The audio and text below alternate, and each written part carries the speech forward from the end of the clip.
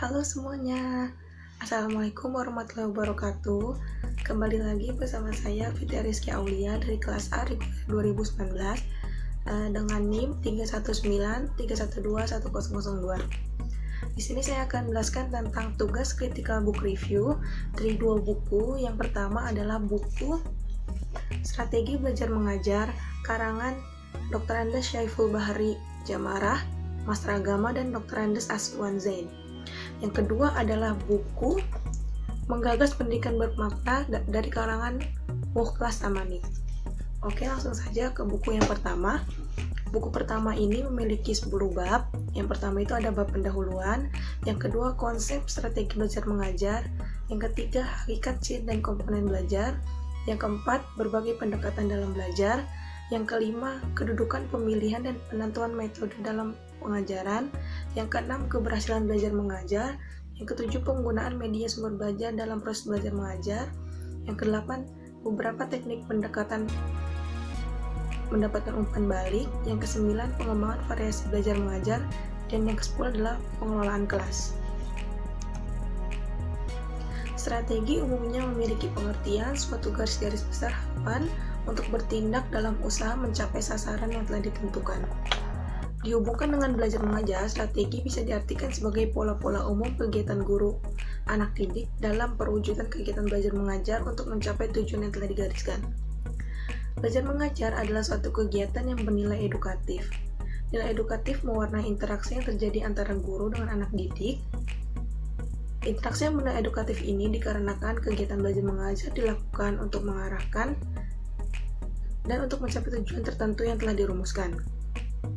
Sebelum pembelajaran dilakukan, guru dengan sadar merencanakan kegiatan pengajaran secara sistematis dengan memanfaatkan segala sesuatu guna kepentingan belajar. Lalu dalam buku ini juga ada bab tentang media belajar mengajar, yaitu suatu alat bantu yang berguna dalam kegiatan belajar.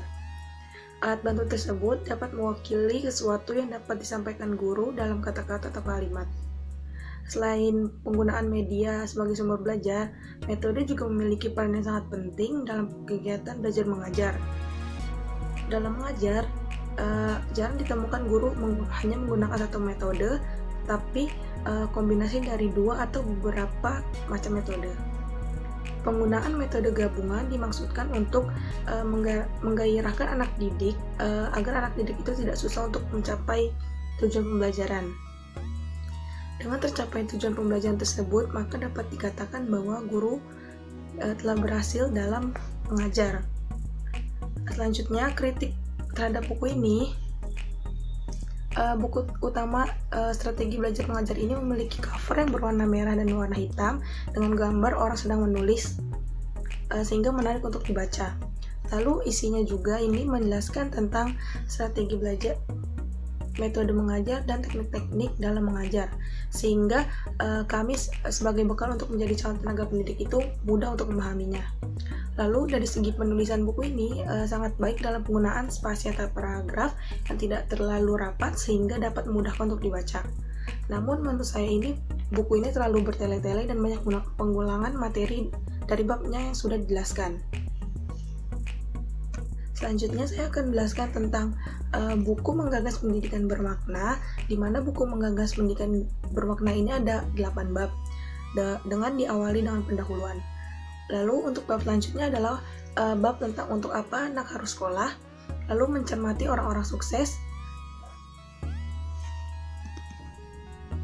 lalu life skill versus mata pelajaran, selanjutnya ada pendidikan akhlak dan akhlaknya pendidikan, lalu ada merancang pendidikan untuk kehidupan, lalu pendidikan haruslah kontekstual dan bermakna, lalu siapa yang menasih pendidikan, dan yang terakhir adalah berbagai peran dalam pendidikan. Beberapa orang menyebutkan bahwa permasalahan pendidikan yang dihadapi Indonesia sangat serius, sehingga diperlukan upaya yang sangat sungguh-sungguh, sistematik, dan konsisten untuk memperbaikinya. Bukti bahwa banyaknya permasalahan dalam pendidikan seperti banyaknya siswa yang khawatir tidak lulus setelah pemerintah mematok batas kelulusan. Selanjutnya dari aspek perilaku juga banyak kekurangpuasan terhadap siswa-siswa kita. Banyak yang mengeluh kini siswa tidak sopan kepada guru maupun orang tua, dan juga banyak siswa yang tidak mau membantu pekerjaan orang tua. di kesehariannya di rumah. Bahkan juga tawuran pada masa kini telah menjadi hal yang wajar bagi siswa dan mahasiswa, dan celakanya juga tawuran seringkali diikuti dengan pengerusakan fasilitas umum. Di samping itu, terjadi juga ketidakpuasan pada kalangan lulusan sarjana, diploma, dan lulusan SMK yang dianggap tidak memenuhi harapan dunia kerja. Maka dari buku ini dapat diharapkan dengan menguraikan masalah-masalah pendidikan yang terjadi di Indonesia dan dapat memberikan solusinya. Selanjutnya, kritik terhadap buku ini. Buku pembanding ini dengan judul Menggagas Pendidikan Bermakna sangat bagus dalam segi cover yang memperlihatkan percakapan antara dua orang tua dan ada seorang anak yang membahas tentang anaknya yang tidak sekolah. Menurut saya buku ini sangat menarik karena dapat mengundang pembaca untuk membaca buku ini. Lalu buku ini juga dirancang dengan tidak terlalu kaku, di mana malah buku ini sangat ringan karena mengambil contoh-contoh kasus yang sering terjadi di masyarakat. Buku ini juga baik dalam penggunaan spasi yang tidak terlalu rapat sehingga memudahkan untuk membacanya. Dalam buku ini juga memuat gambar-gambar sesuai dengan isi materi sehingga dalam membacanya tidak bosan. Kesimpulannya, mahasiswa dapat juga membaca buku yang lebih banyak tentang strategi belajar mengajar dan pendidikan bermakna ini agar dapat menjadi bekal bagi kita dalam mengajar nanti sebagai calon guru.